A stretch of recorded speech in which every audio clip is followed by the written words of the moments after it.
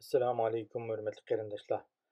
Men tuvanda Atushda izdireksiz yo'qolib ketib qolgan qarindoshlarimizdan Nur Eliyajon Hajim to'g'risida guvohlik bermoqchi. Nur Eliyajon Hajim 1993 yili 10 ayning 2 kuni Atush shahri Suntaq yezisi Bag'li kenti Majanbuloq yo'li 42 nomerlik uyda o'tirishliq.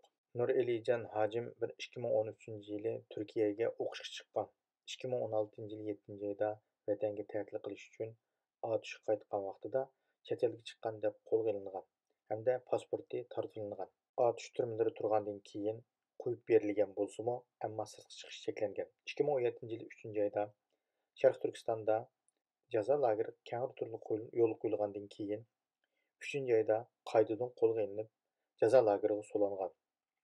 2020 yili 1 oydan boshlab Atushdagi jazo lageridimi yoki Atush turmalaridimi kesim e'lon qilinib qamaldimi oilasiga hech qachon uqtirilmagan.